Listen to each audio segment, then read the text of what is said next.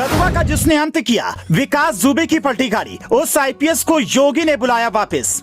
पहले मिली थी सजा, अब अतीक को गुजरात से लाने की जिम्मेदारी मिली। क्या फिर पलटेगी गाड़ी?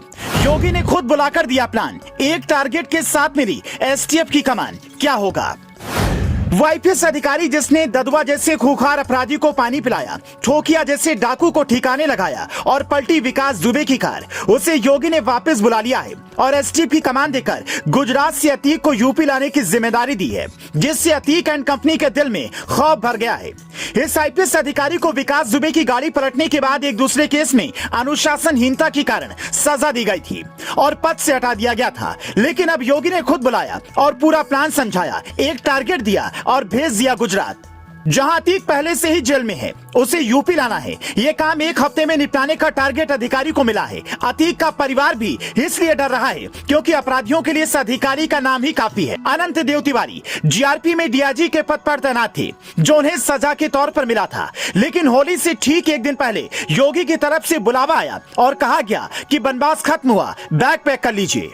अनंत देव तिवारी को अब एसटीएफ की अतिरिक्त जिम्मेदारी दी गई है। विकास दुबे की गाड़ी पलटने के बाद से चर्चा में आए अनंत देव पहले से ही खूंखार अपराधियों के लिए खौफ का दूसरा नाम है। 2007 में एसएसपी रहते हुए उन्होंने अमिताभ यश की अगुवाई वाली टीम के साथ ददुआ का एनकाउंटर किया। उससे ठीक एक साल बाद ददुआ के चेले और 6 लाख के इनामी बदमाश ठेकुआ को भी इनकाउंटर में ठोक दिया। उसके बाद तो डकैतों में अनंत देव तिवारी के नाम का खौफ भर गया। योगी भी ऐसे अधिकारियों को पसंद करते हैं, तभी तो सजा पूरी होने से पहले ही सीएम ने अनंत देव तिवारी को वापस बुला लिया। आईपीएस अनंत देव तिवारी अपनी अलग कार्यशैली के लिए जाने जाते हैं। उन्होंने अपराधियों के खिलाफ सख्त रुख अपनाया तो 2017 में आजमगढ़ के पुलिस कप्तान के तौर पर उन्होंने हिस्ट्री शीट लिस्ट को खत्म करने का भी साहस दिखाया।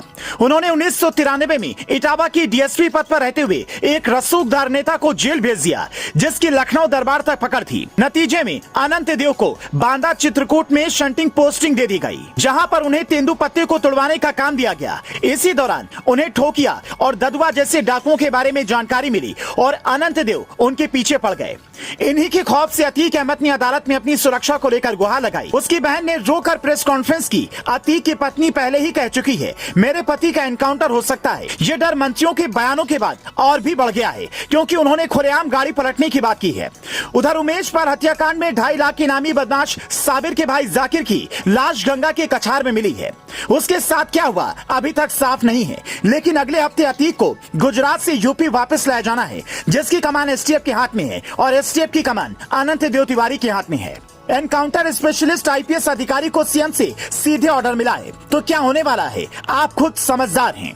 लेकिन अभी भी उमेश पाल हत्याकांड में ज्यादातर आरोपी फरार हैं। 2 को पुलिस ने एनकाउंटर में ढेर कर दिया और बाकी के लिए कोलकाता से काठमांडू तक रेड की जा रही है। कहा जा रहा है कि अतीक का बेटा अपने साथियों के साथ नेपाल निकल गया है और योगी ने अधिकारियों से कहा है कि पाताल से भी लाना पड़े तो लाइए। प्रदेश की सुरक्षा व्यवस्था पर हमको कोई सवाल नहीं चाहिए।